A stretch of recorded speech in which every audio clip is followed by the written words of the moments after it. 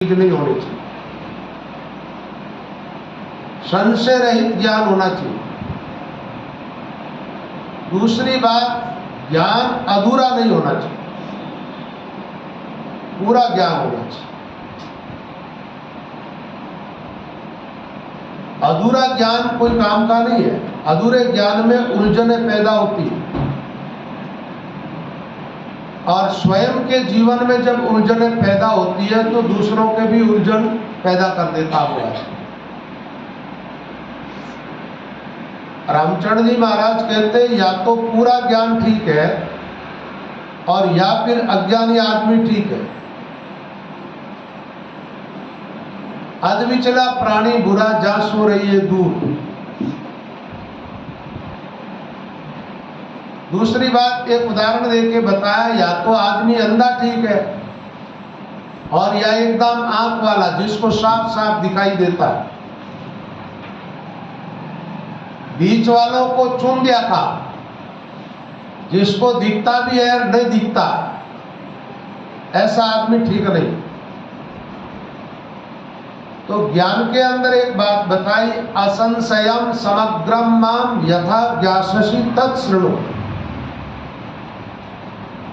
संशय रहित ज्ञान हो और परमात्मा के समग्र रूप का ज्ञान हो, और हमारे आत्मा का ज्ञान हमें होना चाहिए। आत्मज्ञान हुआ, आत्मा का महत्व ठीक आपसे समझ में आया, तो आप आत्मा के कल्याण के लिए अपना काम चालू कर देंगे। आत्मा का महत्व समझ में आया नहीं और अनात्म शरीर को अपना स्वरूप मान करके जो बैठ गए, वो अपने आप में खुद ही अपना पतन करके बैठ जाए। क्या होगा? जब आपको शरीर को आप अपना और मैं मान लेते हो, तो आप ठीक से भजन नहीं कर पाएंगे, क्योंकि शरीर की सुख सुविधाओं में लगोगे, शरीर के ऐश आराम में लगोगे, तो शरीर के ऐश आराम में, शारीरिक सुख सुविधाओं में लगा हुआ आदमी भगवान का भजन ठीक नहीं कर सकता। और आत्मा का ठीक से ज्ञान नहीं होगा, आत्म तत्व समझ में नहीं आएगा, तो आदमी शरीर में बैठा है, क्योंकि आत्मा अत्यंत सूक्ष्म होने के कारण जिस प्रकार शरीर आपको दिखाई देता है, ऐसे आत्मा दिखाई नहीं देती। शरीर साफ साफ दिखता है सबको, और शरीर के अंग भी आपको दिखाई दे रहे हैं, आंख, नाक, कान, हाथ, पेट। शरीर के भीतर चलने वाला दिल, दिमाग आदि भी आपके समझ में है, क्योंकि यहाँ तक आपकी बुद्धि आराम से पहुंच जाती है। लेकिन जिसकी सत्ता से दिल चल रहा है, दिमाग चल रहा है, इंद्रियां अपना काम कर रही है, मन अपना काम कर रहा है, वो अस्तित्व कोई और है, और वो है आपकी आत्मा। उसको ठीक समझ जाओगे तो आप फिर आत्मा के लिए काम करने लगोगे। तो आत्म कल्याण का तो सबसे बढ़िया काम यही है, राम राम। राम भजन से बढ़ करके आत्म कल्याण के लिए दूसरा कोई साधन है ही नहीं। आप कथाएं सुनते हो या शास्त्र पढ़ते हो, शास्त्रों के अंदर अनाप शनाप बातें आती है, और वहां पर देखा जाए तो हर चीज का महत्व है। वहां यज्ञ का भी महत्व है, योग का भी महत्व है, तप का भी महत्व है, दान का भी महत्व है, सेवा का भी महत्व है, सारी चीजें मिलती है वहां। लेकिन जहां आत्म कल्याण की बात आती है, आत्मा के कल्याण के लिए सर्वोच्च कोई साधन है, तो वो साधन है राम नाम का सुमिरन। और ये कठिन नहीं है, इसलिए अभी अभी आप लोगों ने भजन सुना था, उस भजन की पहली पंक्ति देखो आप, राम रस पलकन कीजे न्यारो, और नीचे वाली पंक्ति में क्या बताया, ऐसी सूंझ। सूंझ किसको कहते हैं? सामग्री। अपने आत्म कल्याण के लिए जो सामग्री चाहिए, परमात्मा ने इस शरीर के साथ पूरी दे दी। और सूंझ रूप में क्या मिला? बोले नर्तन को अवतारो, नर्तन मिला। अच्छा, नर्तन के अंदर ज्ञान सुनने के लिए कान है, समझने के लिए विवेक है, बुद्धि है, नाम उच्चारण करने के लिए जबान है, श्वास अंतर्मुख होने के लिए, भीतर जाने के लिए सांस और उश्वास का रास्ता चल रहा है। श्वास ठीक ठीक भजन करो आप तो अंतर्मुख हो जाओ। लेकिन ये भी कला ठीक ठीक आनी चाहिए। अभी शाहपुरा के मेले में फुलडोल का महोत्सव चल रहा था और एक महात्मा जी भजन सिखा रहे माइक पे। अब हजारों लोग होते वहां तो बोले कि इस ढंग से राम नाम का सुमिरन करना चाहिए, सांस उश्वास। वो राम राम कर रहा था जैसे गर्मी में कुत्ता आप जाता है ना, वैसे। तो श्वासोश्वास भजन करने की ये प्रक्रिया नहीं है। वो युक्ति ठीक से अपने को समझनी पड़ेगी और समझ जाओगे तो अंतर्मुख हो जाओगे। अंतर्मुख हो जाओगे तो जो अंतर सुख है, अंतर आराम और अंतर ज्योति रही भैया। शास्त्रों में बताया कि अपने आप में आराम मिलता है और कहीं आराम नहीं। बाहर चाहे जितना आदमी भागे, जिन पाया जिन घटी में पाया, बायर फिर जन्म गमाया। दौड़ते रहो, चाहे जितनी दौड़ लगाओ आप, सच्चा आराम नहीं मिलेगा। आप थक जाते हो और सो जाते हो, आराम थोड़ा ही हुआ। वहां तो कई बार सपने में भी द्वंद्व चलता रहता। अभी बाहर का जो इंद्रियों से भोगा जाने वाले भोगों के अंदर जो सुख है ना, अंतरात्म सुख ऐसा नहीं है, इससे विलक्षण है। और वो सुख एक बार साधक की अनुभूति में आ जाए, ठीक ठीक अनुभव में आ जाए, तो भजन में जैसे ही बैठेगा अंतर्मुख हो जाएगा। ये जो बहानाबाजी करते हैं लोग, महाराज मन नहीं लगता, भजन में ऐसा बैठते हैं तो द्वंद्व चलता, ये इसलिए चलता सही नींद से भजन करते नहीं। राम नाम की औषधि खरी नींद सुखाय। महात्मा कहते हैं इस औषधि को खरी नींद से खा। तत्परता पूर्वक और पूर्ण निष्ठा के साथ राम नाम का सुमिरन किया जाए तो भीतर के आनंद की अनुभूति होगी। और आनंद की अनुभूति जब हो जाएगी तो भाई भजन में बैठोगे मन क्यों नहीं लगेगा? मन तो एक मक्खी जैसा है, मक्खी को जहां चाशनी मिलती वहां चिपकती है। ये इंद्रियों के साथ जुड़ करके और लौकिक सुख का अनुभव करता है। जब ये राम नाम के साथ जुड़ जाएगा, भीतर जाएगा और ठीक आत्मा के निकट पहुंचते ही क्या होगा? आत्म सुख की इसको अनुभूति होगी। फिर ये बाहरमुख होना नहीं चाहेगा। तो बात ये सूंझ पूरी मिली है, सामग्री पूरी, कोई कमी नहीं है।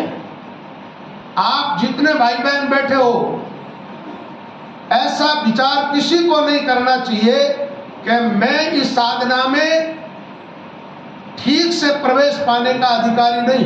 क्यों नहीं हो? किसी एक को सफलता मिली है तो आपको जरूर मिलेगी। या तो आप ठीक से लगते नहीं हो, या फिर आपको रास्ता ठीक से जमा नहीं है। कुछ न कुछ कमी है अपने आप में।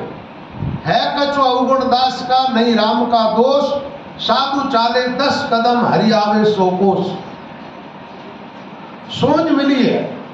मानव तन, ये तो शरीर आत्मा को मिलता ही इसलिए है कि इस शरीर में आने के बाद मुक्त हो जाए।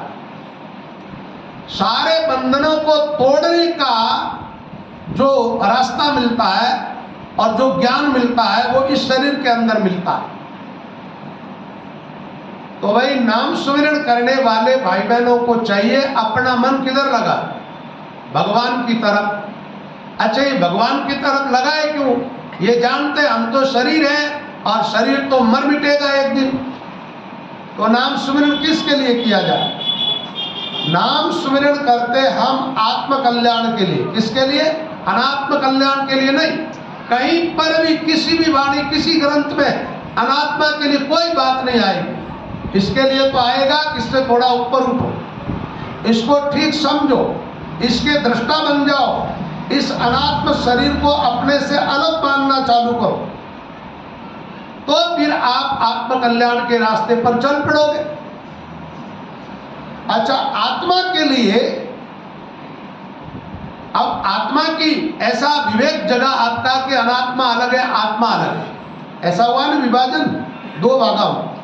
जैसे एक शरीर एक शरीरी, क्षेत्र क्षेत्रज्ञ, प्रकृति पुरुष, क्षर अक्षर और आत्मा अनात्मा।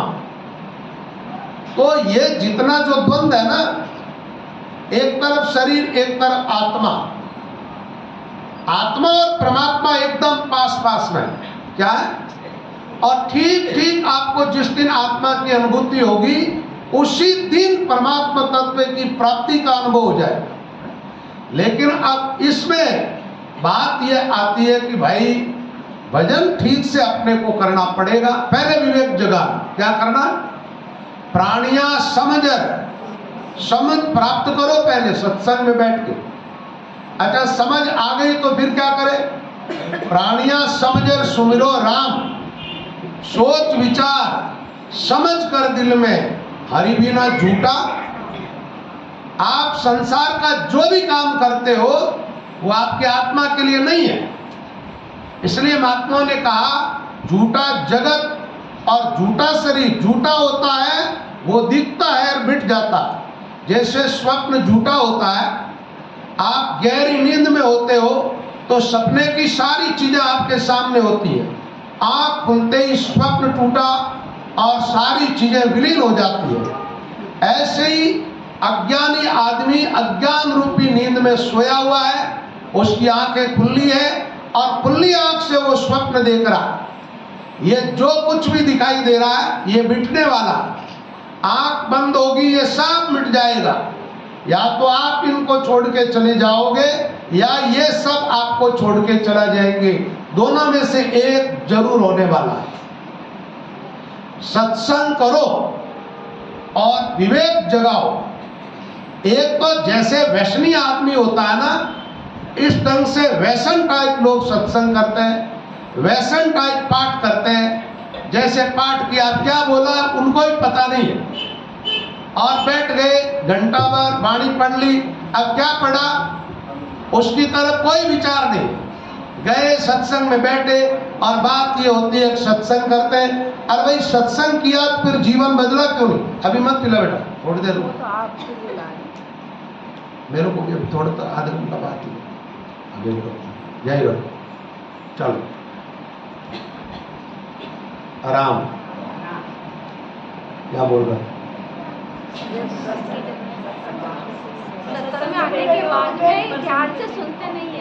सुनते हैं तो एक बात है, फिर सत्संग यदि जीवन में उतर जाए तो सत्संग में तो यही बात मिलती है, शरीर अलग आत्मा अलग। आत्मा अजर अमर अखंड शाश्वत तत्व है और शरीर मिटने वाला। फिर लोगों का झुकाव पूरा सत्संग की तरफ नहीं, शरीर की तरफ क्यों? शरीर के लिए काम धंधा घर बार उसके लिए सब टाइम है, और सत्संग के लिए काम एकदम कितना ही काम हो उसको छोड़ करके भी आपका टाइम भजन का हुआ, आप भजन में बैठ गए, जब तो समझो कि आपने सत्संग किया। और काम आ गया, कहीं ब्याह शादी हो गई, कहीं कुछ दोनों परिवारों में चलता ही रहेगा ये, तो उसके लिए भजन साधन छोड़ते हो, इसका मतलब सत्संग आप लोगों ने अभी तक नहीं किया। अभी तक जगत मीठा लग रहा है, नाम का मिठास आपके जीवन में नहीं आया, और आ जाएगा तो वो कब आएगा? दरिया महाराज कहते हैं, दरिया सुमरे राम को 8 पैर आराध, रसना से रस संचरे मिश्री जैसो स्वाद। दरिया महाराज कहते हैं नाम सुमिरन करते हैं तो जब आराधना का अर्थ क्या होता? अंतर आत्मा की पुकार भगवान के लिए, उस शाश्वत तत्व से मिलने के लिए भीतर से अंतर आत्मा से पुकार हो राम जी। खाली मुंह से तो राम राम कर रहे हैं और भीतर जगत के विचारों में खोए हुए हैं, ऐसे काम थोड़ा ही चलेगा, दोगलापन से काम नहीं चलता। एको एक हो जाओ राम पर तस दो परपंच झूठा, तेरी निजरा देखत देखत काल लाखों घर लूटा। हंसा बहनों शब्द परियाणी, मां पुरुषारी सत्संग करके बोलो अमृत बाणी। तो दरिया महाराज कहते रसना से रस संचरे। आप देखो पुकार करके, जैसे ही अंतरात्मा से ईश्वर को याद करते हो, आपके शरीर में रोमांच होने लग जाता है, आपका हृदय एकदम गदगद हो जाता है, आपके भीतर एक आनंद की लहर उठती है। अंतरात्मा से पुकारते हो, दरिया सुमरे राम को 8 पहर आरा, रसना से रस संचरे मिश्री जैसो स्वाद। अब ये मिठास आने लगेगा, रटता रटता भयो मिठास, हरस भयो आयो विश्वास। कई दिवस रसना रस घटक्यो, इस रस को पिया, पीले पहला हो मतवाला, पहला नाम अमीरस का। महात्मा लोग कहते हैं ये नाम रस का पहला पियो, इसका एक नशा चढ़ेगा। रामचरण संसार में रस चावे सब कोई, वो रस कहिए कौन सा जहां से मन मतवाला हो। वो रस है राम रस पलकन कीजिए नर। महात्मा लोग कहते हैं राम रस को एक पल के लिए भी अपने से अलग मत, हर समय राम जी के साथ रहो। और राम जी के साथ रहा जा सकता है, जगत के साथ नहीं। आपको अभी उल्टा दिखाई दे रहा है, आप कहेंगे अब जगत के साथ तो है और राम जी दिखाई नहीं दे रहा है, तो भी अलग हो। जगत के न तो किसी प्राणी के साथ हमेशा रह सकते हो, न किसी पदार्थ के साथ, लेकिन राम जी के साथ हर समय रह सकते हैं। आप सो गए तो भी राम के साथ, जगे तो भी राम के साथ, चले तो भी राम के साथ, बैठे तो भी राम के साथ, हर क्रिया के साथ राम को जोड़ो, क्योंकि वो तो सब जगह है ना, शाश्वत तत्व है, उसी के अंदर है हम।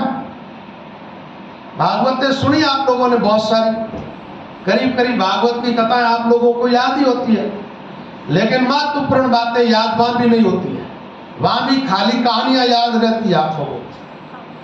भागवत में एक प्रसंग आता है, ब्रह्मा जी ने भगवान की स्तुति की। जब ब्रह्मा जी ने ग्वालवाल और बछड़ों को चुरा लिया था ना, जब उनको बोध हुआ कि कृष्ण तो ब्रह्म है, ईश्वर है, तब ब्रह्मा जी ने भगवान की स्तुति की, तो कहा कि मेरे इस अपराध को क्षमा करो। क्षमा मांगते हुए ब्रह्मा जी कहते हैं, महाराज मैं तो अभी आपके पेट के अंदर ही हूं, आपसे बाहर तो मैं कभी निकला ही नहीं। तो गर्भ के अंदर जो बालक होता है, गर्भ के अंदर, और वो बालक माँ को कोई तकलीफ पहुंचाता है तो माँ सहज बिना कुछ विचार किए उसको माफ करके और उस दर्द को झेल लेती है। ये बात तो ठीक है, ब्रह्मा जी ने कही कि मैं आपसे बाहर नहीं निकला, हम निकल गए। जब ब्रह्मा ईश्वरीय सत्ता से बाहर नहीं आ पाए तो ईश्वर के अंदर ही ईश्वर की सत्ता लेकर के, ईश्वर का सामर्थ्य प्राप्त करके और ईश्वर की प्रसन्नता के लिए ब्रह्मा जी ने ये जगत रचा। ये कहाँ है? ईश्वर के अंदर ही। और ये ब्रह्मांड जो दिखाई दे रहा है ना, ये ब्रह्मांड का, इस ब्रह्मांड के बाहर भगवान नहीं है, ईश्वर बाहर भी है और इस ब्रह्मांड के अंदर ही है। तो हम रे कार्य है भगवान के अंदर। अच्छा, भगवान का हमारे अंदर, बाहिरंतश्च भूतानाम अचरम चरमेव च, राम रया भरपूर दूर काई को फिरिए, अपना गटको खोज रैण दिन स्मरण करिए, जो गारा की कलन नीर की सीरंदर से। चलो गारा वाली कलन आपके समझ में नहीं आती है, लेकिन माता में ना कि एक बात आराम से समझ में आ जाती है। आटा रोज लगाती हो ना, आटा लगा दिया, अब वो जो लगाया हुआ आटा पड़ा है उसको बोलते तो हो तुम आटा, लेकिन उसमें पानी दिखता है क्या? नहीं है, लेकिन वो गीले आटे के अंदर पानी है ना। ऐसे परमात्मा आप सब के भीतर है, आप सब गीला आटा हो। ये शरीर क्या?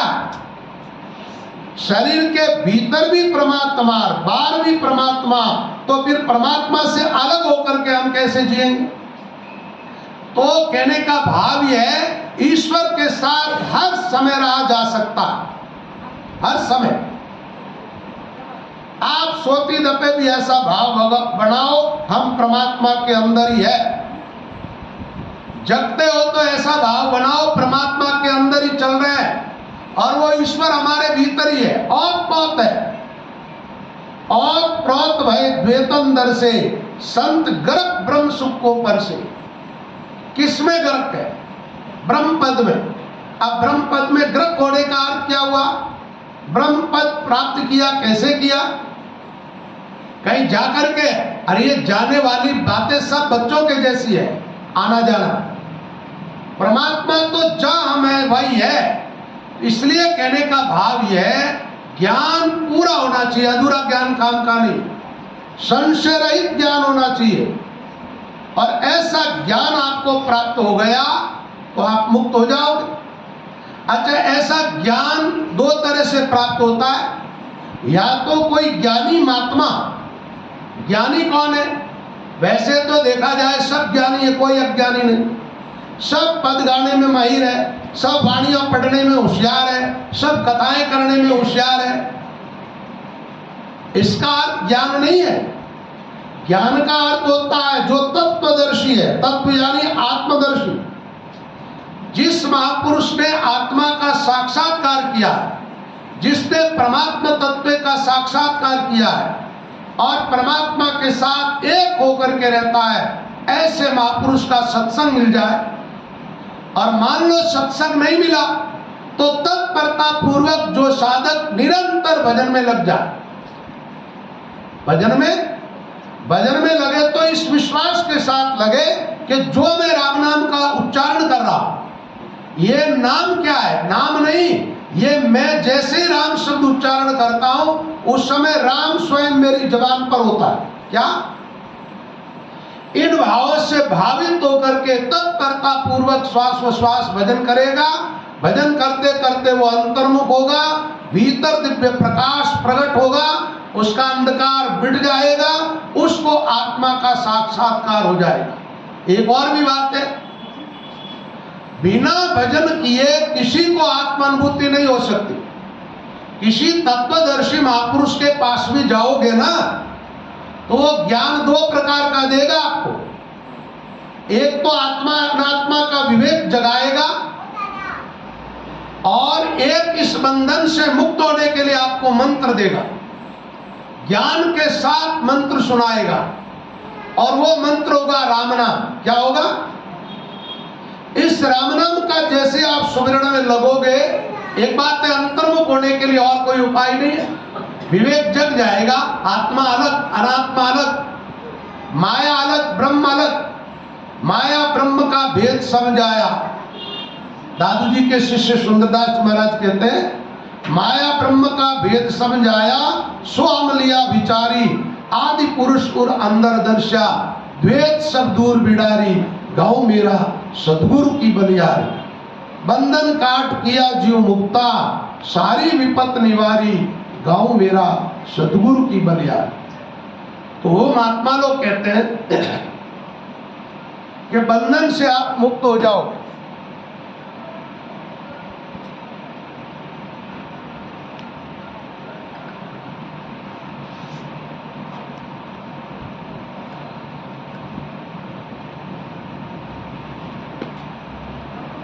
तो भाई बात यह है, संतों के पास जाओगे तो दो ज्ञान, बाकी ज्ञान जो है ना, हमारे महात्मा ने कहा सब लौकिक ज्ञान। लौकिक ज्ञान का अर्थ क्या? लोक में लोगों को जिस प्रकार ब्याह शादी आदि में मजा आता है ना, ब्याह शादी और कोई भी घरों में उत्सव होता है, उस समय वो मजा लेते हैं, खूब पैसे खर्च करते हैं। लौकिक ज्ञान के अंदर लोक में मजा लो। क्या करो? अच्छा एक बात बताओ, आप लोग कथाएं सुनते हो, कथा में खूब आया एकदम कमर मटका मटका करके नाचती रहती है, ठीक है, और ये संगीत बजता रहता है, आप सोचते होंगे आप भागवत सुन रहे हो, वो वक्ता जो होता है ना आप लोगों को बेवकूफ बनाता और कुछ नहीं करता है। भागवत का तात्विक ज्ञान जो है वो अलग है और कहानियां रूपी कथाएं अलग है। कथाएं आप जरूर सुनते हो, ज्ञान में प्रवेश नहीं कर पाते। वहां कोई ऐसी अंतर्मुख हो जाए, ऐसी साधना की बात आप लोगों को नहीं मिलती है। उसके बावजूद भी दुनिया दीवानी है उधर। तो बात यह है, लौकिक ज्ञान से आत्मानुभूति नहीं होगी, परमात्मा तत्व की अनुभूति भी नहीं होगी। राम जी राम, हटाओ आए कुर्सी आप लोग पहले लग गई खाना में पहले। राम जी राम, बोलो राम।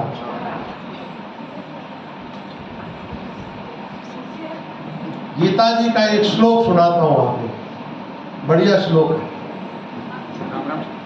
7वें अध्याय का पहला ही श्लोक। आराम याद रह जाएगा, घर जाकर के पढ़ सकते हो, अध्ययन भी कर सकते हो। भगवान कहते हैं मैया शक्त मना पार्थ, यहां 3 बात बताई आत्मकल्याण के लिए, आत्मानुभूति के लिए।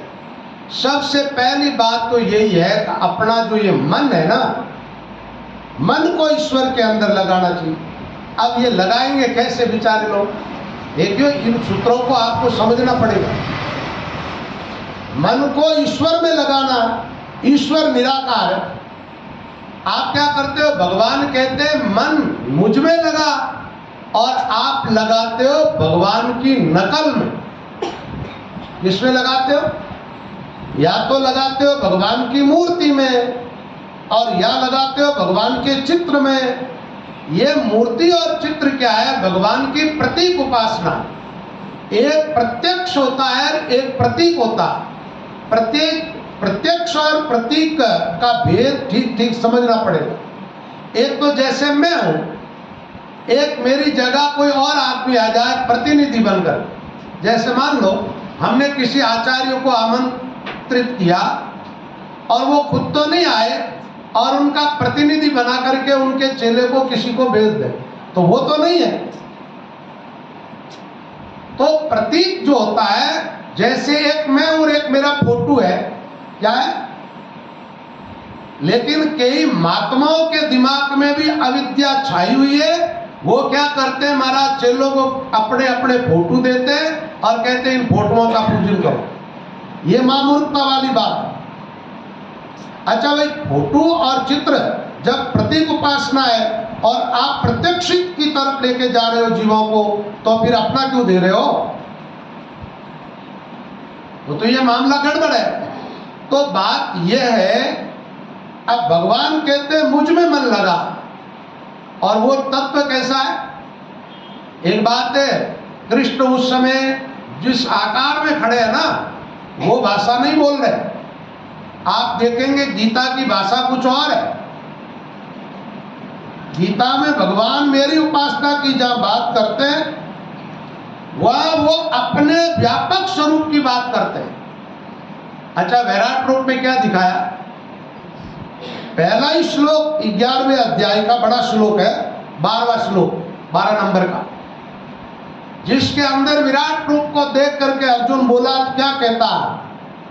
पश्यामि देवास तव देव देहे सर्वांस तथा भूत विशेष संगा। पश्यामि देवास तव देव देहे, हे देव, मैं आपके भीतर समस्त देवताओं को देख रहा हूं, और देवताओं को ही नहीं, अष्टधा प्रकृति से उत्पन्न होने वाले समस्त प्राणियों को तुम्हारे अंतर्गत देख रहा हूं। इन प्राणियों को ही नहीं, प्राणियों को पैदा करने वाले ब्रह्मा को भी, ब्रह्मांडमीशम कमलासनस्तम ऋषिश्च सर्वानुर्गाश्च दिव्याम। ब्रह्मा विष्णु इत्यादि सबको, और ब्रह्मा जी जिस कमल पर है उसको भी मैं तुम्हारे अंतर्गत देख रहा हूं। बड़े बड़े सप्तऋषि आदि ऋषियों को भी तुम्हारे भीतर ही देख रहा हूं। ये दिव्य जो शेषनाग आदि जितने सर्प है ना, इनको भी मैं तुम्हारे अंतर्गत ही देख रहा हूं। और तुम्हारा तो कोई वारा पार ही नजर नहीं आ रहा, नान्तम न मध्यम न पुनस्तवादिम। अच्छा, कृष्ण सामने खड़े वो कितने से थे? अरे भाई, वो तो 16 साल का बच्चा होता है ना किशोर अवस्था में। कृष्ण तो इसी आकार में रहे, 113 साल धरती पर रहे। जब तक भगवान अर्जुन को कहता है मैं तुम्हारे सामने खड़ा हूं, इतना ही नहीं हूं, मेरे असली स्वरूप को आप अपने असली स्वरूप को समझोगे तो भगवान को समझ जाओगे प्यारे। और अपने आप को ही नहीं समझ पाएगा तो ईश्वर को क्या समझेगा? तो मन किसमें लगा? अभी मैंने 2 सूत्र दिए थे कथा सत्संग आरंभ करते ही। ज्ञान में संशय नहीं होना चाहिए और अधूरा निपण नहीं होना चाहिए। ज्ञान प्राप्त करो तो पूरा संशय रहित, वो ज्ञान आपके लिए कल्याणकारक होगा। तो उसके लिए साधना क्या बताई? अच्छा, श्वासोश्वास भजन करते हो, महात्मा क्या कहते? मन को कहाँ लगाना? बाहर किसी चीज पर आपने मन लगाया तो वो माया पर लगा। किस पे लगा? अच्छा, मन के लिए कोई आधार नहीं हो तो ये ठहरता नहीं है। ये भी तो बात है ना। अरे भाई, किसी वृक्ष को आपको लगाना तो धरती का आधार चाहिए, आकाश में थोड़े लगा लो। तो महात्मा लोग कहते आधार बना लो राम नाम को। किसको? राम नाम को। अच्छा, इसको आधार कैसे बनाए? आप अपने श्वासों के साथ राम नाम को जोड़ो और फिर मन को जोड़ो। किसके साथ? श्वास के साथ। कई लोग कहते हैं हम साधना करते हैं, ध्यान करते हैं। किसका करते हो? बोले हम तो श्वास को देखते हैं। महात्मा लोग कहते हैं खेत बढ़िया है, हल भी अच्छा चल रहा है, लेकिन बिना बीज बोए उस खेत में फसल होगी क्या? राम बीज साधन हल आको, तो रामचरण खेती फल पाको। श्वास राम नाम का सुमिरन करना। दूसरी बात एक और है, श्वास के साथ राम शब्द को नहीं जोड़ोगे तब तक अंतर्मुख नहीं हो सकते। अच्छा, आपको नाम जप कर रहे हैं, बोल रहे राम राम राम राम राम राम राम राम राम। अब इस नाम से भीतर जाने से क्या संबंध है भाई? ये तो उच्चारण होता हुआ शब्द सीधा बाहर जा रहा है और आकाश के अंदर जाकर के फैल रहा है। आई से वातावरण शुद्ध हो सकता है, ठीक है, लाभ होता है, लेकिन अंतर्मुख सारी वृत्तियां बाहर से सिमट करके अंदर आ जाए और ये वृत्तियां सब विलीन होती जाए उस नाम के अंदर, समाती जाए, समाये और समाप्त होती जाए, और धीरे धीरे क्या रह जाए? ये नाम, इसके अंदर और कोई तरंग नहीं उठे, उठे तरंग वापस उसी में ली। फिर इस नाम के अंदर दिव्य प्रकाश होगा। वो किसका होगा? ब्रह्म प्रकाश, ब्रह्म का तेज। उस तेज के अंदर आत्मा उससे अलग रह जाएगी क्या? मैंने कहा ना, जिस दिन आत्मा की अनुभूति होगी उसी क्षण भगवत प्राप्ति हो जाएगी। उसी क्षण परमात्मा को प्राप्त कर लोगे। अब ये बातें आप लोगों के समझ में आती है या नहीं आती है मुझे पता नहीं चलता है। कई लोग तो कहते हैं नए लोग हैं, तो नयों के लिए क्या ज्ञान कोई नया लेके आएंगे? सत्संग में जो बात चलती है वो नए और पुराने सब के लिए बराबर। और ये भी जरूरी नहीं है कि पुराने सत्संगी है इसलिए इनके कोई बात पूरी समझ में आ ही गई हो, ये साधना में पूरे सफल हो गए हो सब, ऐसा भी नहीं। ये तो अपनी अपनी साधना पर है, अपने आप को टंटोड़ो। आप कितने गहराई में है। हर आदमी अपने जीवन को आप स्वयं ठीक ठीक समझता है, दूसरा कोई समझ नहीं पाता। तो पहली बात है मन को ईश्वर में लगाना। एक बात है, ईश्वर की शरणागति स्वीकार नहीं करोगे और मन लगाओगे लग जाए। भगवान को अपना मानो, अपने को किसका मानना? मैं हूं श्री भगवान का, मेरा ईश्वर हमारे और हम ईश्वर के। वैसे शरीर को लेकर के भी आदमी ऐसा बोलता है, ये शरीर है नहीं, शरीर से मैं ईश्वर का हूं। आत्मा की दृष्टि में आत्मा के निकट जाकर के सोचोगे, बात ठीक समझ में आई। आत्मा का एकदम निकट का संबंध है ईश्वर के साथ, शरीर का निकट का संबंध नहीं है। शरीर उत्पन्न तो वैसे ईश्वर से हुआ, लेकिन सीधा ईश्वर से नहीं हुआ, ईश्वर की एक शक्ति से उत्पन्न। किससे? ईश्वर की जो शक्ति है वो है 8 विभाग वाली। भूमि रापो अनलो वायु खम मनो बुद्धिरेव च अहंकार इतियम में भिन्ना प्रकृति अष्टदा। 5 तत्व और 3 गुण, सीधी बात करूं, इससे बड़ा शरीर। अच्छा, ये 5 तत्व 3 गुण अव्यक्त प्रकृति से उत्पन्न है। इसे माया से, अव्यक्त माया यानी निराकार माया से। सत्वम रजस तमैति गुणा प्रकृति संभव। सत्य रज और तम ये 3 गुण प्रकृति से उत्पन्न।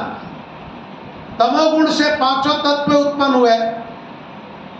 आकाश, आकाश से फिर वायु, वायु से अग्नि, अग्नि से जल, जल से पृथ्वी, इस प्रकार क्रम चला। तो शरीर जो है वो इतना निकट नहीं है जितनी आत्मा निकट है ईश्वर की। अच्छा, किसी को अपन एकदम पास में से देखते हैं तो ठीक देख पाते हैं, दूर से 2 मील दूर कोई खड़ा हो, कितनी भी आंख बढ़िया तेज है, लेकिन पहचान नहीं पाएगा। तो आत्मा के तल पर, आत्मा के निकट जाकर के कुछ सोचना चालू करो। अपनी बुद्धि जो है ना, उसका कनेक्शन आत्मा से जुड़ा हुआ रहना चाहिए। अब ये बुद्धि भी 3 प्रकार की है, सात्विक, राजस और तामस। तामसी बुद्धि जिसकी है वो तो क्या करेगा महाराज, उल्टा सोचेगा। सत को असत, असत को सत, ऐसा उल्टा मानेगा सब। सात्विक बुद्धि जिसकी है वो ठीक ठीक सोचेगी, ठीक समझेगी। प्रवृत्तिम च निवृत्तिम च कार्या कार्ये भया भये बंधम मोक्षम चयावेति बुद्धि सा पार्थ सात्विकी। यया धर्मम अधर्मम च कार्यम चाकार्यमेव च एतावत् प्रजानाति बुद्धि सा पार्थ राजसी। सर्वार्थान विपरीताश्च, सब अर्थों को एकदम विपरीत वो बुद्धि कैसी है? तामस। आपके जीवन में शतोगुण की प्रधानता है, आप थोड़े रजोगुण तमोगुण से ऊपर उठे, साधना बढ़ती है तो क्या होता? जितने आप भजन करते हुए अंतर्मुख होते हो ना, श्वासोश्वास भजन करके, क्यों क्यों तमोगुण एकदम पीछे छूटेगा, फिर रजोगुण छूटेगा, शतोगुण। आप यही रामचंद्र जी महाराज के वाणी का पाठ करते लोग, तो उसमें मनखंडन एक ग्रंथ है, उसमें महाराज फरमाते हैं रजतम दोई टूक कर डाल। रज और तम इन दोनों गुणों को तो एकदम छोड़ दे, और सात्विक को तुम ले हेर, काढ़ो नगर 25 घेर। अब शतोगुण आपका सहायक है, क्योंकि इसमें एक तो प्रकाश है, अंधकार में चलना ठीक चलना होता है प्रकाश में, और अंधकार में रहना भी लोग पसंद नहीं करते, इसलिए तो हर महीने लाइट का बिल भरते हैं। प्रकाश चाहिए, लेकिन जीवन में चाहे जितना अंधकार हो वो सहन हो जाता, वो लोगों को सहन। वो इसलिए है कि जीवन का महत्व अभी तक समझ में आया नहीं। केवल ये बातें की कि मानव शरीर किया, बड़ा महत्व है। किन अर्थों में इसका महत्व है? खाना पीना, सो लेना, ऐश आराम करना, ये यश प्राप्त कर लेना, इसी अर्थों में है क्या? मानव जीवन का महत्व इन अर्थों में है कि इस जीवन में आत्म तत्व की पहचान होती है। इसी जीवन में संशय रहित ज्ञान प्राप्त किया जाता है। इसी जीवन में परमात्मा के समग्र रूप का साक्षात्कार किया जा सकता है। और कोई ऐसा जीवन है नहीं। लेकिन वो काम तो करते ही नहीं है। नहीं करते तो फिर मानव जीवन का क्या महत्व? महात्माओं ने कहा है के दास सगराम मूड मिन का तन पायो, भजियो ने सृजन हार कमायो सोयो खायो, खायो ने सोयो पशु, कियो विषयासु प्यार, आयो 84 भोगने फिर जावण ने त्यार, फिर जावण ने त्यार नार गैली को जायो, के दास सगराम मूड मिन। अब मानव तन तो इसको भी मिला है, लेकिन लाभ क्या हुआ? सूता एक वजन ऐसा, नरगापिल में क्यों सूतो रे ओट भरमरो भाकलियो। इस वजन की पंक्तियों में है तो घोड़ो नरक में हाकलियो। स्वार्थ खातर 34 भटके, ऊठ सवेरे जावे झटके, उनकी बेड़ा पैसो अटके, और सांझ पड़िया सो जाए, नर फाड़ नाक ने बाकलियो। मुंडू लोरे जावे और कोई नहीं तो बगे नाक को हंडाटा करता रहता।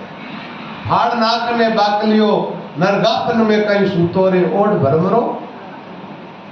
ये भरम का भाकल ओढ़ा हुआ है ऊपर। और एक बात का ध्यान रखना, कितने लोग है ना, आत्मा के बारे में कोई जानकारी नहीं, परमात्मा के बारे में कोई जानकारी नहीं, साधना की कोई अनुभूति नहीं, उसके बाद कहते हमारा भ्रम तो दूर हो गया। अरे भाई भ्रम दूर हो गया तो ब्रह्म का साक्षात्कार होना चाहिए। नहीं, ऐसा तो नहीं हुआ। नहीं हुआ तो फिर भ्रम कैसे दूर हुआ? ये लोग इस बात को मानते हैं भ्रम दूर हो गया कि हम राम के उपासक है, आम के उपासक नहीं है। लेकिन ऐसे लोगों पर जब कोई बीतती है ना, वक्त आता है ना, तब सब राम को छोड़ करके पूजने लग जाते हैं, सब जगह भागने लग जाते हैं। और भागते क्या है? आप में से बहुत सारे लोग हो, खुद भजन करते हो और आप अपनी बहुओं को कहते हो तुम फलाना काम करो, फलाना काम। जब तुम्हें ज्ञान हो गया तो उनको भ्रम में क्यों धकेल रहे? लेकिन है नहीं, ये सब गड़गड़म्पा है। ऊपर से बातें बड़ी बड़ी आकी जाती है, तो बातों से भक्ति नहीं बने, झांडू चतुराई कागौरा हंस नहीं बने, जब लग डूब जाए। तो भाई बात यह है, भगवान ने कहा कि मन किस में लगाना चाहिए। एक बात है, गीता पढ़ते हैं ना तो बार बार दो बात के लिए आता है, मन और बुद्धि मुझ में लगा दो बस पार। दो चीज ईश्वर में लगाई, बेड़ा पार। लेकिन एक बात और है, ये दो लग गई तो आप संसारी नहीं रह पाओगे, रह जाओगे। मन और बुद्धि ईश्वर को दे दिया, फिर आप हो क्या? कुछ नहीं। तो भाई बात यह है, आप भजन में लगो तो गीता आदि का जो तत्व ज्ञान है वो आपके समझ में आएगा। और महात्माओं की वाणियों में भी उस तत्व ज्ञान को संतों ने अपनी शैली में कहा, वो भी समझ में आएगा। नहीं तो ये चेतावनी वगैरह ऊपर ऊपर की बातें तो आपके ठीक ठीक पल्ले पड़े, लेकिन जो महत्वपूर्ण बात है वो छूट जाएगी। तो भजन किस प्रकार करना है? श्वासोश्वास, श्वासोश्वास भजन करने वाले भाई बहनों को चाहिए सबसे पहले अपने शरीर पर कंट्रोल करो। क्या कंट्रोल करें? इसके अंदर आलस और प्रमाद है, उसका त्याग करो। आलसी प्रमादी लोग भजन साधन नहीं कर सकते। और फिर सावधान होकर के भजन में बैठो। आप तो नींद से सोते हो, आंखों से नींद बाहर गई नहीं, और बैठ जाते हो बिस्तर पर, राम राम करते रहते हो, कुछ नहीं होता, विचार होता है, वापस नींद में घुड़क जाते हो। ऐसे साधना नहीं होती है। भक्ति सुरारी, कायर को भांडो काम नहीं आवे। भक्ति सुरारी, वीरता, थोड़ा पावर होना चाहिए अपना, और उसका सही उपयोग करो। फिर शरीर से एकदम सीधे बैठना चाहिए भजन करने वालों, किसी का सहारा नहीं लेना, दीवार के सहारे नहीं बैठना है। मैं बातें तो कहता हूं, आपके तो क्या है, लेकिन मैं भी अपना तीर चलाता हूं, कोई लग जाए एक दो का ठिकाने तो ठीक ही है, कोई न कोई तो लगता ही लगता है, और सत्संग का असर तो होता ही है। तो सावधान होकर के, और जो सावधान होकर के बैठने की जिसकी आदत होती है ना, वो सत्संग में भी ऐसे बैठे रहते जैसे, और नहीं तो सिर को ढेर देते ऐसे और बैठ जाते हैं। फिर क्या होता है, सत्संग वाली बात भी पूरी पल्ले नहीं पड़ती है और नींद घेरती है। जो आदमी सिर नीचे झुका के बैठेगा उसको नींद आएगी। इसलिए भगवान कृष्ण ने गीता जी में कहा है, समम काय श्रो ग्रीवम, काया ग्रीवा और सिर एकदम सम, सीधा। और महात्माओं ने भी कहा आसन लगा करके बैठो, पद्मासन निश्चल मन किया। मन को स्थिर करना है, चंचल मन को, तो सबसे पहला काम क्या करना पड़ेगा? अच्छा भाई, पद्मासन अब कई लोग नहीं लगा सकते, निराश हो जाएंगे, कोई बात नहीं, पद्मासन नहीं लगा सकते हो, लेकिन आसन लगा के तो बैठो। आप लोगों की तो आदत पड़ गई सोफा पर बैठने की, या कुर्सियां पर बैठे बैठे क्या भजन करेंगे, निकल गया समय। यदि पहले हुआ तो ठीक है, और नहीं तो आप नाम जप करो, आप लोगों के लिए इतना ही बहुत है। क्या नाम का जप चालू रखो। जो साधना में अंतर्मुख होने वाली बात है, वो सोफा पे साधन नहीं होता, कुर्सियों पे बैठ करके साधन नहीं किया जा सकता। और जिन बिस्तरों में आप पड़े रहते हो, सोते हो, वहां भी बैठ करके साधना नहीं की जा सकती, उनको छोड़ो, अलग आसन रखो, उस आसन पे बैठ करके ध्यान रखो, और ध्यान सहित भजन करो, आनंद आएगा। बिना ध्यान भजन, आप ध्यान करें किसका? शुरू में ध्यान राम शब्द का ही होता है निराकार के उपासकों के लिए। और इस बात को भी ठीक से समझ लो, रामश्री धर्म को जो पालन करते हैं उनका आराध्य निर्गुण निराकार नहीं है। क्या है? ये भी लोगों के दिल में एक भ्रांति है। उनका इष्ट है सगुण निराकार। कौन सा है? जो आकार से तो रहित है लेकिन सर्वगुण संपन्न है। रामचंद्र जी महाराज ने तो वाणी में आरंभ में ये कहा है, भक्त विचलता वृद्ध भक्त तत्काल उदार।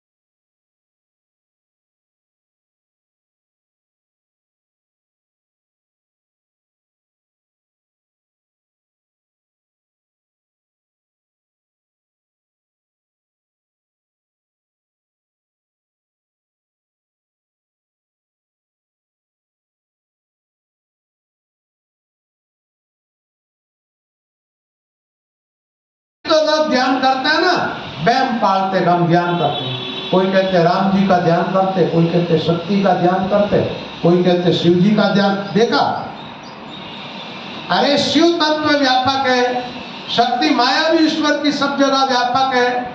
जो व्यापक तत्व है उसको आपने कब देखा? लोग कहते ब्रह्मा जी का ध्यान, ब्रह्मा चार मुख वाले, ये मूर्खों के लिए है चार मुख वाले ब्रह्मा। चार मुख का अर्थ है कि जहां अपन बैठे यहां से चारों दिशाएं, चारों दिशाओं में पूरा है ब्रह्मा, सर्वत्र है। एक बात है, ब्रह्मा जो नहीं होता ना व्यापक, तो ये शरीर के पुर्जे कैसे चलते? रजोगुण की प्रधानता से वायु गतिमान होता है, हम सब चलते हैं, हमारी इंद्रियों सब काम करती है और सब जीव वृद्धि को प्राप्त होता है इंद्रियों के द्वारा भोगों में लग करके। ये किसका काम है? और ये सबको समेट रहा है ना जन्मे जब से। आप सोचते होंगे बड़े हो रहे हो, अरे बड़े के साथ साथ छोटे भी हो रहे हो। एक अर्थ में बड़े होते गए, दूसरे अर्थ में छोटे होते गए, और एक दिन आपको मिटा देता है तमोगुण मिट्टी में। क्या करता है? और नहीं मिटा फिर पीछे वाले ठहरेंगे कहाँ, आएंगे कहाँ? एक आवत एक जात है चली जात टकसाल, 84 का संत दास मिटता नहीं जंजाल। ब्रह्मा सृष्टि रचेता है ना। अरे भाई, रजोगुण से ही इंद्रियों में व्यवहार होता है और संतानें पैदा होती है, ये ब्रह्मा का गुण है। क्या है? अब आप जिन जिन चित्रों को बनाए वो तो आदमी की कल्पना है, जैसा आदमी ने माना, शास्त्रों में वर्णन है वैसा कोई चित्र बना दिया, कोई मूर्ति बना दी, कुछ भी बना। ठीक है, आपके बात समझ में नहीं आए जब तक करो, ये भी बढ़िया ही भावना तो जगती है थोड़ी बहुत, क्या? लेकिन इन भावना जगाने के साथ साथ आपको तात्विक ज्ञान को प्राप्त करना पड़ेगा। तो समग्र रूप का ज्ञान प्राप्त करने के लिए, संशय रहित ज्ञान प्राप्त करने के लिए क्या करना होगा? पहला सूत्र दिया, भगवान में मन को लगाना होगा।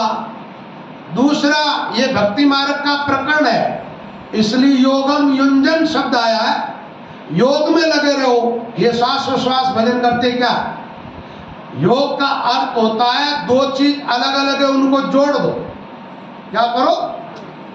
जैसे शब्द के साथ सुरता को जोड़ा, मन को शब्द के साथ जोड़ा ना, जोड़ के आप भजन करते हो, वो सुरता हो गया। क्या हो गया? सुरता। और क्या? मन एकदम इसके साथ जुड़ा, नाम के साथ, श्वासों के साथ जोड़ दो। फिर धीरे धीरे आगे बढ़ते बढ़ते वो जो निराकार तत्व है, आत्मस्वरूप दिव्य प्रकाश में आपकी साधना की परिपक्व अवस्था आएगी, उस समय केवल और केवल प्रकाश रह जाएगा। अंधकार नाम की कोई चीज होगी नहीं और न कोई दूसरा होगा। फिर ये शब्द क्या काम करेगा? शब्द एकदम जैसे सूरज उगता है ना, ऐसे दिव्य प्रकाश प्रकट करके आत्मा परमात्मा को एक करके ये स्वयं उसके अंदर समाहित हो जाता है और आप एकदम ब्रह्म रूप होकर के रह जाते हो। गीता में एक श्लोक है ऐसा, और महात्माओं की वाणियों में तो जगह जगह है। साधना हो जाने के बाद महात्माओं ने क्या कहा? साधन काल में कहा वो अलग है, साधन में लगे जब कहा वो अलग है, और साधन में सफलता मिलने के बाद कहा वो अलग है। जहां निरंजन तप्त विराजे, ज्योति प्रकाश अनंतर विराजे। क्या कह रहे? ऐसा दिव्य प्रकाश जो अनंत सूर्य जैसा। अब अनंत सूर्य एकदम उदय हो जाए फिर कुछ और दिखेगा? तो ऐसा दिव्य प्रकाश जिसके अंदर प्रवेश मिल जाएगा। कब? पहले मन लगाओ किधर? भगवान में। कैसे लगा? भगवान के नाम को ही भगवत स्वरूप मानो। ये रकार अकार मकार जो है ना, इस मंत्र का महत्व भी ठीक से समझ लो। ये साधारण नाम नहीं है। अच्छा, एक बात है, साधारण नाम होता तो महात्माओं ने तो सिर्फ इस नाम का जप किया, सुमिरन किया, इस नाम की साधना की।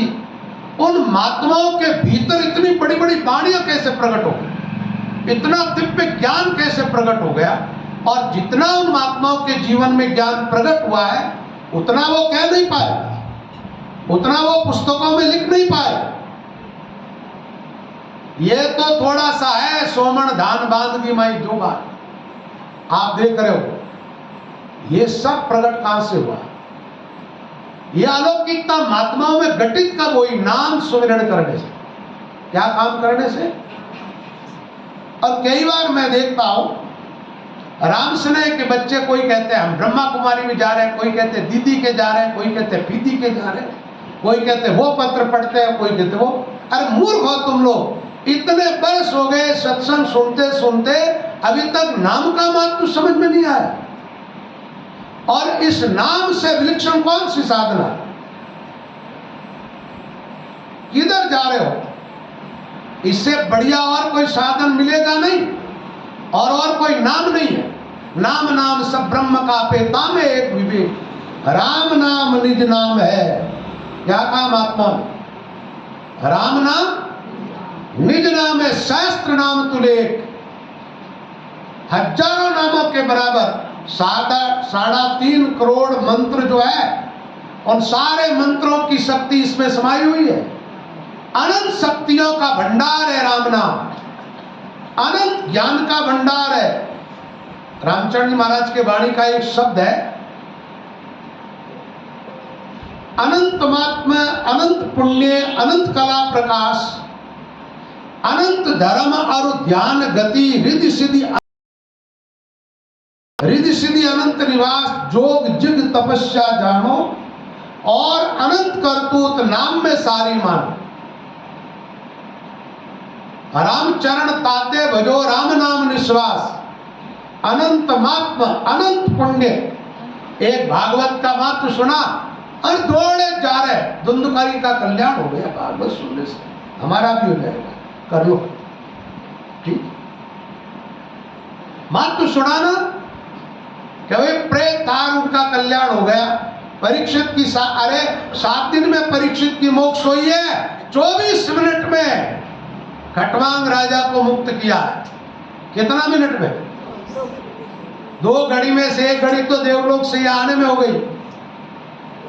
अवधि कितनी थी उसके पास? 48 मिनट का टाइम था। 24 मिनट नाम स्मरण किया, जिसके अंदर परमात्मा तत्व को प्राप्त कर गए, मुक्त हो गए। ऐसा महत्व इस नाम का है, अनंत महात्मा। एक नाम सुमिरन करने वाले महात्मा का शरीर जहां पर जलाया गया, ये कहानी सुनाई हुई आप लोगों को, कई बार मैंने सुनाई है, अभी कहानियां सुनाना नहीं, बात समझानी। जहां दाग संस्कार हुए थे, शरीर का धुआं लगा, भजन किया हुआ शरीर था। क्या हमारे पुराने संत कहते थे, एक रामदास जी महाराज करके संत थे, भिलवाड़ा में रहते थे पहले, वर्षों तक भंडारी रहे वो मुझे कहते थे, मैं जब छोटा ही था उस टाइम, तो बोले सम्राट ये सब भाटे भी है ना राम नाम पिए हुए, इनका स्पर्श जो है ना, यहाँ बैठने से ही साधना की वृद्धि होती है। क्योंकि महात्माओं ने वहां बैठ करके भजन किया, तो भजन किया हुआ शरीर था। ये शरीर जब भजन करता है ना, इसके रोम रोम के अंदर राम नाम की प्रतिष्ठा हो जाती है। जैसे प्राणों की प्रतिष्ठा करते हैं ना मूर्ति आदि में, ऐसे निरंकार की प्रतिष्ठा हो जाती है हमारे रोम रोम के अंदर। निरंकार एकदम व्यापक हो जाता है, पूर्ण रूपेण ये जीवन निरंकारमय हो जाता है। और ऐसा शरीर जहां जाता है, वहां का वायुमंडल शुद्ध होता है। इसलिए तो महात्माओं के पगमंडा करवाते लोग, घरों में क्यों नहीं जाते? साधु जन जब घर पाव धरे रे, दिनो दिवस सोई घड़ी मोहरत, जा खण दृष्टि पड़े रे, साधु जन जब घर पाव धरे। तो महत्व क्यों है महात्माओं का? भजन किया तो राम नाम का महत्व देखो। जिस महात्मा ने भजन किया, शरीर छूट गया और मरे हुए मुर्दे शरीर का दाग संस्कार हुआ, उस शरीर में धुआं निकला, उस शरीर का भी स्पर्श नहीं हुआ। जलते हुए शरीर के अंदर से निकलते हुए धुआं का प्रेत आत्माओं को स्पर्श मिला और 10,000 भूत मुक्त हो गए। कितने? ये महत्व किसका है? समझो इसको। और समझ में आया तो फिर लगो नाम सुमिरण में। नाम का ऐसा महत्व है। पुरी अवंती का माई बसेक नाम लियारी, नगर नायिका द्वार लोक के बड़ो भिकारी, पंच दोई सहस पिशाच रहे तरसु का माई, जन के तन को जरत धूम परस जूण मिटाई, रामचरण कहिए का महिमा अनंत अपार, और धर्म कोई ना तुले राम भजन की ला, और धर्म कोई इसके बराबर ही नहीं है। तो इससे ज्यादा श्रेष्ठ कैसे हो सकता है? तो नाम सुमिरन छोड़ करके किस जगह आप जा रहे हो अपने आत्म कल्याण के लिए? क्यों भागते फिर रहे? जितना टाइम मिले, समय मिले, नाम में लगाओ। किसमें लगाओ? नाम सुमिरन में। नाम का महत्व समझ में आना चाहिए, स्वयं की आत्मा का महत्व समझ में आना चाहिए, और ईश्वर का यही समग्र ज्ञान है। क्या है? यही संशय रहित ज्ञान है। अनंत महात्मा, अनंत पुण्य।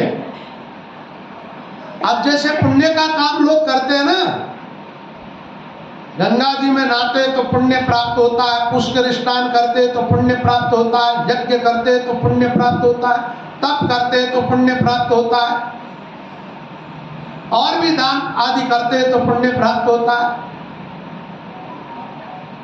लेकिन नाम सुमिरन करने में जो पुण्य प्राप्त होता है, वो जितना पुण्य है ना, इसकी समता नहीं कर पाएगा। नामदेव का प्रसंग सुना है?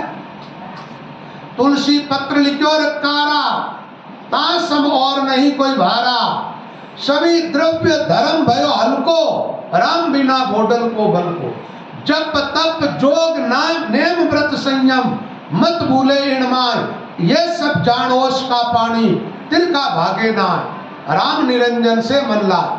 क्या?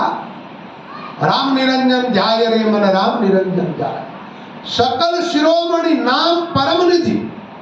महात्मा ने कहा सबसे श्रेष्ठ नाम है और परम निधि है। अनंत महात्मा, अनंत पुण्य, अनंत कला प्रकाश। इस नाम से आपके भीतर अनंत कलाएं प्रकट होती है, और अनंत कोट प्रकाश, अनंत कला प्रकाश। प्रकाश भी कैसा? अनंत सूर्य जैसा। आपका जीवन दिव्य प्रकाशमय होगा, मंगलमय होगा, आनंदमय होगा, लोक प्रलोक सुधरेगा। केवल और केवल नाम में निष्ठा बनाओ। किसमें? राम नाम। अनंत धर्म और ज्ञान गति। अब धर्मों की बात करते हैं तो महाराज अनाप शनाप कितनी नाम गिनते ही जाओ बोले। लौकिक धर्म अनंत शाखाओं वाला है, लेकिन अलौकिक धर्म तो एक ही है। अक्षय धर्म एक राम नाम। अक्षय यानी क्षय नहीं होने वाला। बाकी धर्माचरण करते हो आप, जैसे स्त्री का धर्म है, पतिव्रत धर्म का पालन किया, ठीक है। अब मरने के बाद आगे और जन्म गई, दूसरा पति हो गया, कारा पतिव्रत धर्म। पुत्र का धर्म है कि पिता को ईश्वर समझ करके से, इसका उल्टा मन लगाना हो। सेवा तो करनी है, माँ की, बाप की, आदि की जो भी संबंध है उनमें प्रियता रखो, ठीक है। लेकिन यह धर्म है कब तक? अगले जन्म में पिता कोई और हो जाएगा, पीछे कोई और था। अभी भाई बहन का संबंध है तो या कोई और है, पीछे कोई और था। पुरुष पलट बेटा भया, नारी माता होय, दादू के समझे नहीं बड़ा चुंबा हो। इसलिए भगवान कृष्ण ने घोषणा की है, सर्वधर्मान परित्यज्य, सब लौकिक धर्मों को छोड़, सर्वधर्मान परित्यज्य मामेकम शरणम व्रज, मेरी शरण में आ जा। अरे महाराज आपकी शरण में आने से क्या होगा? इन सबको मारूंगा, ये पाप होगा, इसका क्या होगा? अर्जुन के खोपड़े में एक ही बैठा हुआ है, पाप होगा, पाप होगा, पाप होगा। भगवान ने कहा मेरी शरण में आएगा, मैं तुझे सब पापों से मुक्त कर दूंगा। और एक बात कान दे के सुनो आप, कान या चढ़ा मत देना, मेरी तरफ ध्यान रखना थोड़ा, बोलू जब। कान देने का मतलब बात ठीक से सुनो। तो सर्वधर्मान त्यज्य वाली बात आ गई। मामेकम शरणम व्रज। भगवान ने क्या कहा? तुझे सब पाप से मुक्त। तो देखो, भगवान के सन्मुख हो जाना सब पापों से मुक्त हो जाना है। ईश्वर के सन्मुख होते ही, अब सन्मुख होने का अर्थ जानते हो? ईश्वर के सन्मुख होगे तो जगत से एकदम उलट जाओगे। क्या होगा? जगत की तरह पीठ होगी। जहां संत सन्मुख जगत रे रूट रे, जहां जगत का मुख संत की पूट रे। इन दोनों का आमना सामने मिलना नहीं होगा। फिर राम जी की तरह पीठ करके खड़े होना, इसलिए जगत सब आपका। और जब राम जी की तरफ मुंह कर दोगे, जगत से संबंध टूट जाएगा। अब आप नहीं चाहते ये, यही तो बात है, यहां गड़बड़ हो रही बात। आप चाहते हो कि जगत का संबंध बना रहे और मैं मुक्त भी हो जाऊं। कभी नहीं होगा, कभी नहीं होगा। भगवान से बेमुख हो जाना सबसे बड़ा पाप, और भगवान के सन्मुख हो जाना पुण्य नहीं, पापों से एकदम मुक्त हो जाना। पाप पुण्य कंचन लो बेड़ी, दोनों बंधन है। लेकिन पाप की बजाय पुण्य थोड़ा ठीक है। ठीक क्या है? ये पुष्पित वाणी है, पढ़ा कोई? पुष्प जो होते हैं ना, दिखने में बड़े अच्छे होते हैं, लेकिन पुष्प खा करके देखो, आम खाए जैसा स्वाद आता है क्या? देखने में ही अच्छे है। पुष्पित वाणी सुनने के लिए अच्छी है। पुण्य का फल स्वर्ग मिलेगा, वहां वो होगा, कुछ नहीं है। बकवास की बातें जो यहाँ मिल रहा वैसे ही बात। इसलिए उधर लालायती मत, तो ऐसी बातें सुनो ही मत। भगवान की शरण हो जाओ, भगवान की माया से मुक्त होना है। भगवान ने कहा ना, देवी ये सा गुणमयी मम माया दुरत्यया। क्या गजब की बात है। बोले सहज में कोई पार नहीं हो सकता, दुस्तर है ये, सागर भरा है। अब बिना साधन तैर के पार करनी चाहो कर लो। रामेश्वर से श्रीलंका निकलना है, जहाज में बैठो तो बात अलग है, ताकि ऐसे। और वो सागर थोड़ा छोटा है, ये बहुत बड़ा है।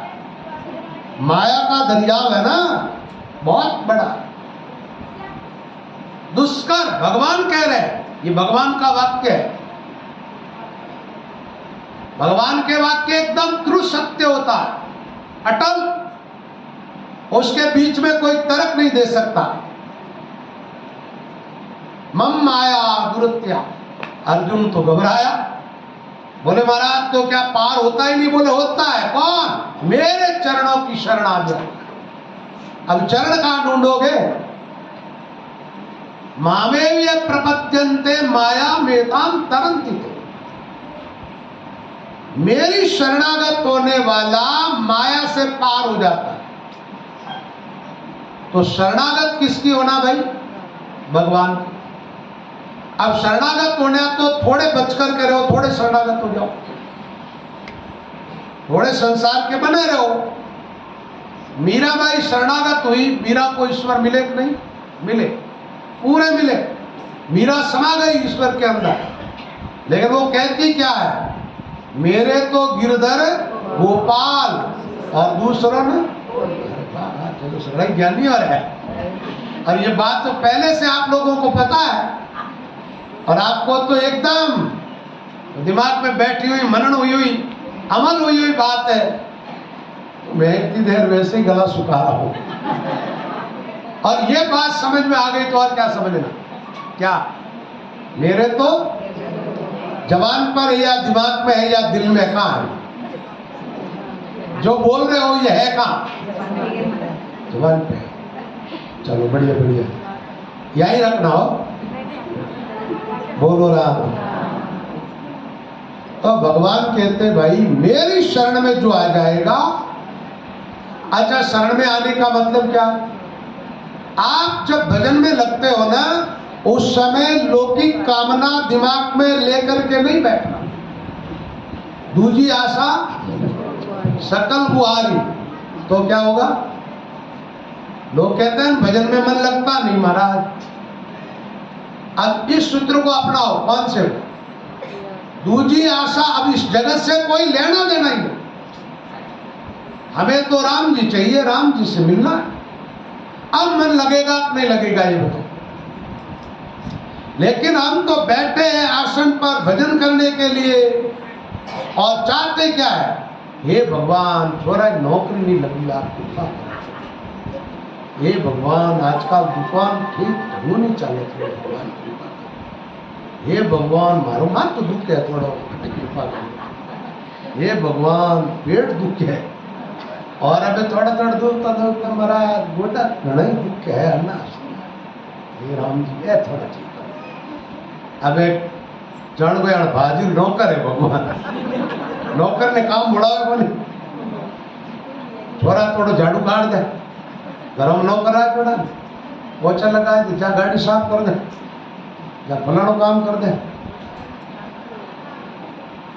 अब आज में रुकी बटे इंदौर रोम दिन घर 3 नौकर है नहीं टेबल। अब 3 नौकरों कहीं करावे, कहीं को घर पहुंचता रहे कोई की करता है।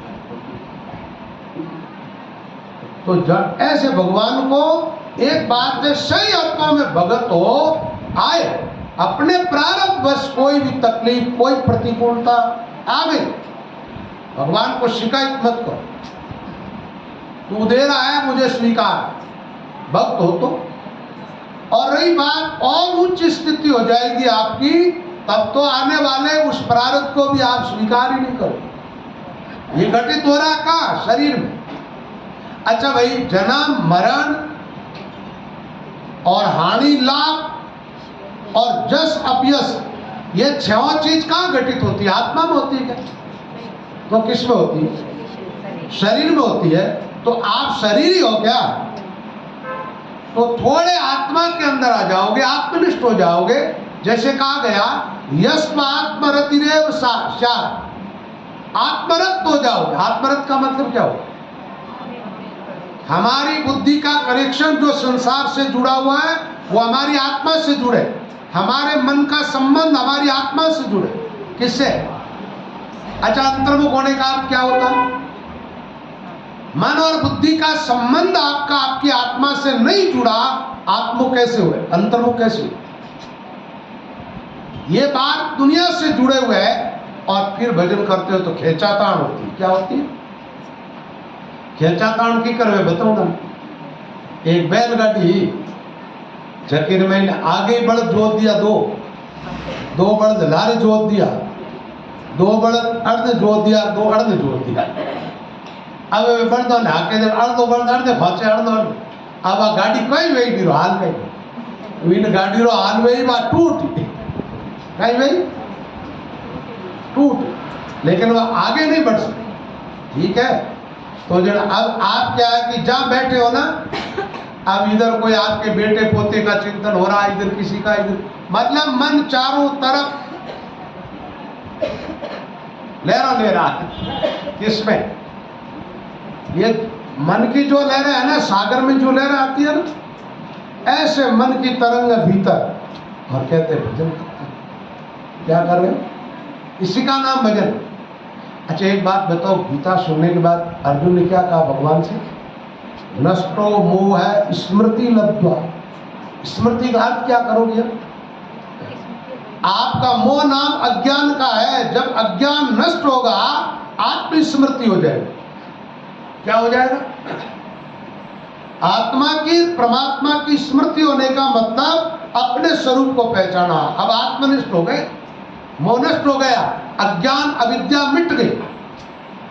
अब कल्याण में संदेह है क्या? मोह का सामान्य अर्थ लोग क्या करते हैं? जो लगाव है ना संसार से, संसार में आसक्ति।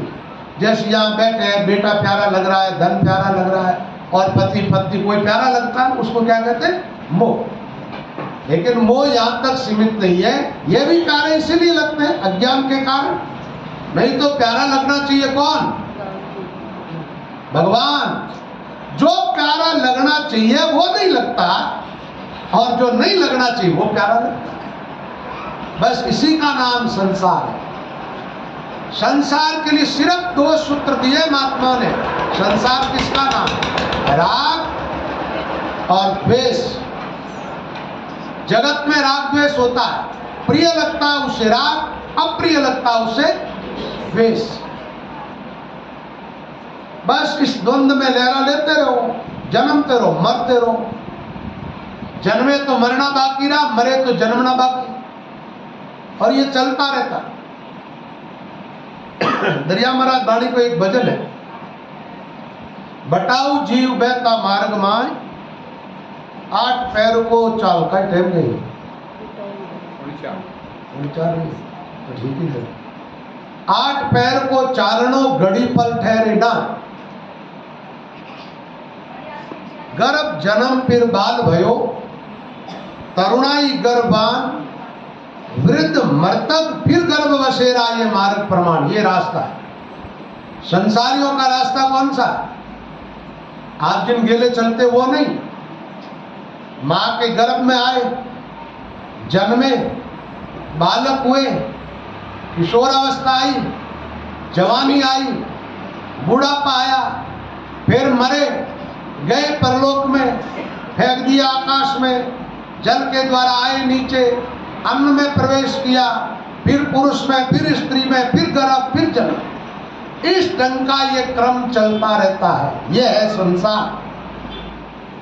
इस क्रम से छुटकारा पाने के लिए हमारे महात्माओं ने एक ही बात कही है।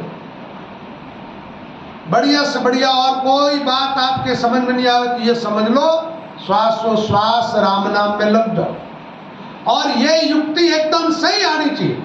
मैं तो कहता हूं, आप लोगों को इतने वर्ष हो गए सत्संग सुनते और अभी भजन दिखाते हो, आपके भजन में ठीक से साधना नहीं हो रही कई लोगों के, और कमी महसूस होती है, आपको मर जाना चाहिए ढकनी में नाक डुबो।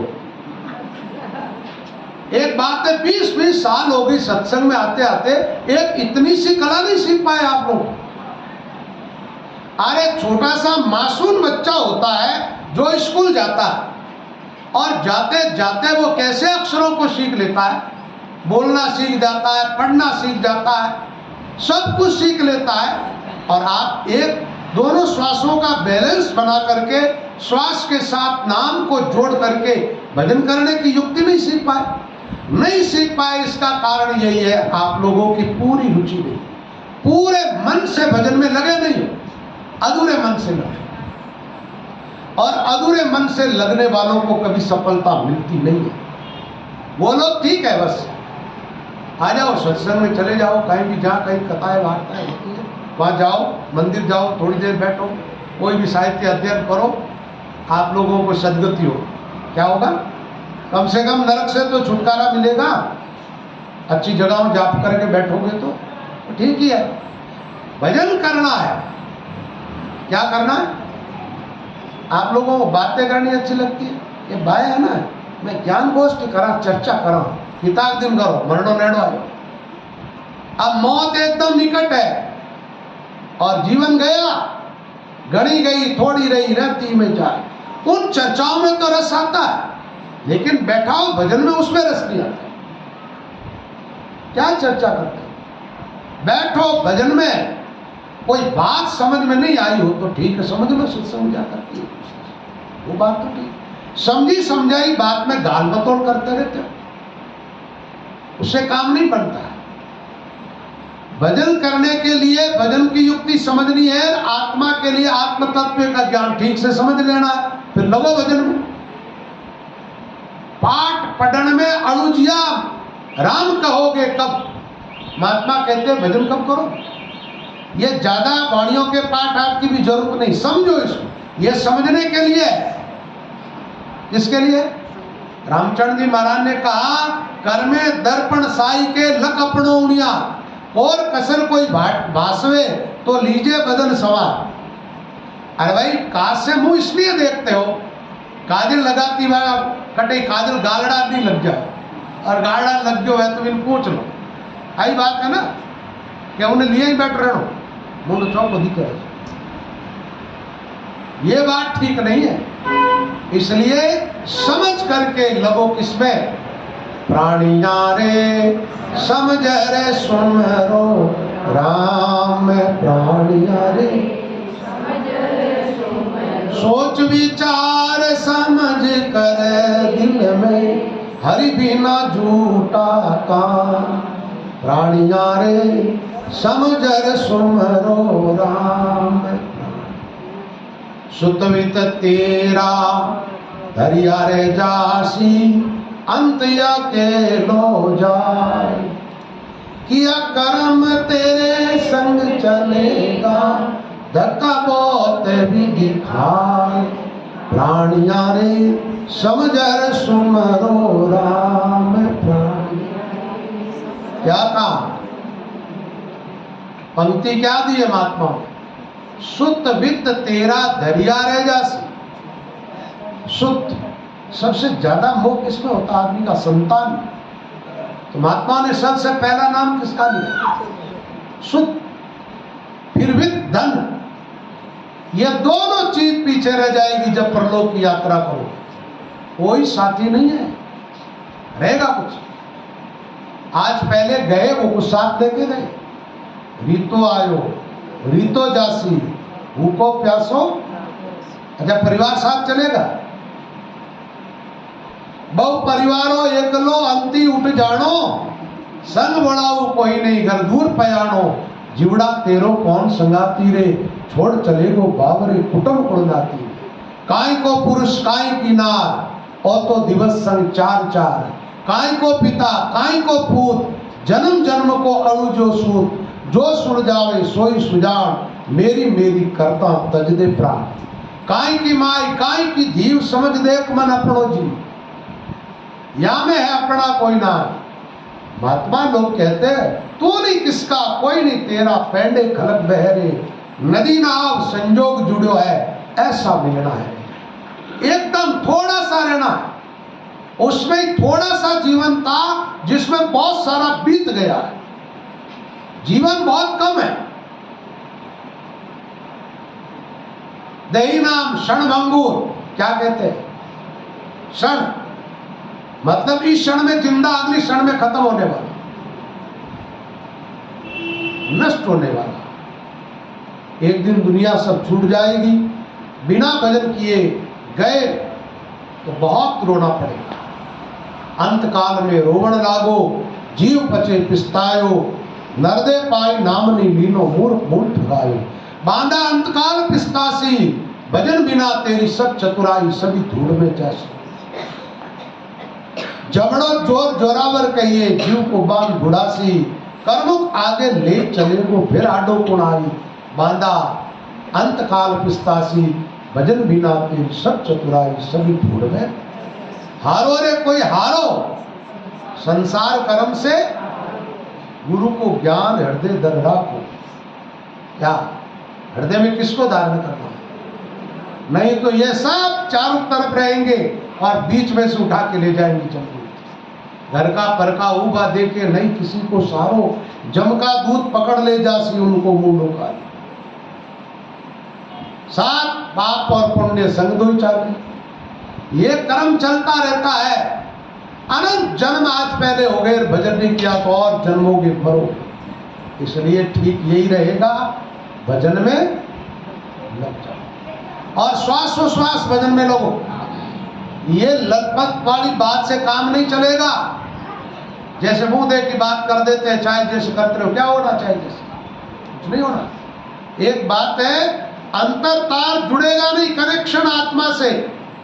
ये बिना कनेक्शन जुड़े कोई लाइट आती है क्या? ये पंखे चल सकते हैं? ये ट्यूबलाइटों में रोशनी प्रकट हो सकती है क्या? तो आपका कनेक्शन उस ईश्वर से नहीं जुड़ेगा। ईश्वरीय शक्ति तुम्हारे भीतर प्रकट कैसे हो?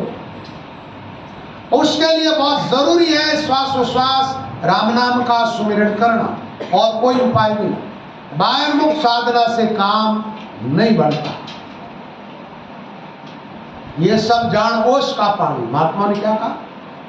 ओस का पानी पी के प्यास बुझा लो, कपड़े धो लो, फसलें पैदा कर लो। क्या काम? कोई काम कर रहे। बाह्यमुख साधना ठीक वैसी है। इसलिए एक स्वर में सब महात्माओं ने कहा है श्वासोश्वासा धवण लगाई आरत करके ब्रह जगाए। रचना अगर खुली एक सीरा, प्रथम वाको पैसों लीरा। दरिया दीपक राम का गगन मंडल में जोय, 3 लोग 14 भवन सहज उजियाला हो। निगम चढ़ोगे तो वहां जाकर के वहां के दीपक को प्रज्वलित करोगे, चढ़ोगे नहीं तो क्या करोगे। धर अमर विच संत दास, नाम निशरणीय, रना ममा की टेक से चढ़ गया संत ने। चढ़ना है तो क्या करना होगा, टेक कौन सी पकड़नी हो, गधे का पूंछ नहीं पकड़ना है, नाम की टेक पकड़नी। किसकी, नाम। एक बार एक महात्मा जी सत्संग कर रहे थे, बोले भाई जो भी नेम पकड़ो जो छोड़ जो मत। जब वो नेम वाली बात तो भूल गो एक बाबू जो, और याद रहेगी पकड़ो सो भूलो छोड़ दो। वो किसान हो खेतों लाटो रुकाल दियो तो एक गधेड़ो आज अनाज खाऊ लग गयो, दारो दौड़ जान गधा पूंछ पकड़ लियो। अब पूंछ पकड़ लियो, गधा लातो मारे मारा, लातो मारे, नलिया तोड़ दी, गोडा फोड़ दिया ना, बेहोश हो जन वो छूट गयो। 4-6 महीनों साल पर भाई महाराज पास आया सत्संग करने लग गया। बड़े महाराज क्यों भाई नेम धर्म ने छोड़नो नहीं।